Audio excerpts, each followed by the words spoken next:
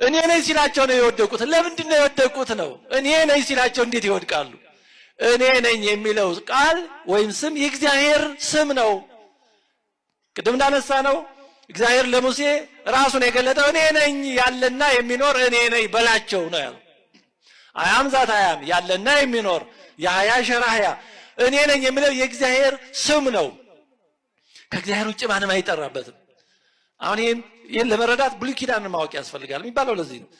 በብሉይ ኪዳን አይሁድ እግዚአብሔር የሚለውን ስም እኔ ነኝ ያህያ ሸራህያ ያህዌ የሚለውን ላለመጥራት ሌላ ቃል ፈጥረው ነበር። አዶናይ የሚል አዶናይ ማለት እግዚአብሔር ማን ነው? ጌታዬ ወይም የኔ ጌታ ማለት ነው። እግዚአብሔር የሚለውን ላለመጥራት የፈጠሩት ቃል እኔ ነኝ የሚለውን ይሄን ያህዌ ወይም የሚለውን ቃል የሚጠሩት በዓመት አንድ ቀን ነው። ያውም ህዝቡ ሁሉ ሳይሆን ሊቀ ካህናቱ ብቻ በዕለተ አስተስርዮ በዮም ኪፑር በዛች የተለየች ቀን ቅድስተ ቅዱሳኑ በግ የፍየል የበግ ደም ይዞ ሲገባ ያንቺን ቀን ብቻ ነው እኔ ነኝ ወይም ያህዌ የሚለውን ስም ሊቀ ካህናቱ በዓመት አንድ ቀን ነው የሚጠራው።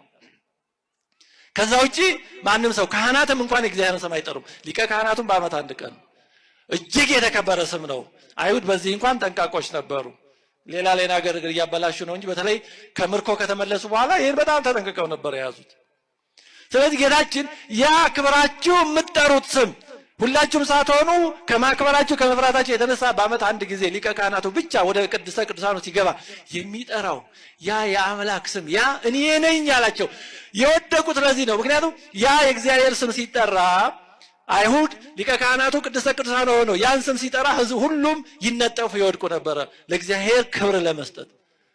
ጌታችንን ሊይዙ የመጡት ብዙዎቹ አይሁዳውያን የሊቀ ካህናቱና የዛ አካባቢ የረበናቱ ጠባቂዎች ዘበኞች ስለነበሩ ብዙዎቹ አይሁድ ስለነበሩ የወደቁት ስለዚህ ነው። ይሄን ያውቃሉ፣ አይሁዶች ናቸው። ስለዚህ ጌታችን እኔ ነኝ ያ በጥንት በብሉይ ኪዳን የምትፈሩት የምታከብሩት ስሙን ላለመጥራት ይሄን ሁሉ የምትጨነቁለት የምትጠነቀቁለት አምላክ እኔ ነኝ ነው ያላቸው። ገልጧል እንጂ ራሱንማ ከሚገባ በላይ አምላክነቱን ገልጧል በብዙ መንገድ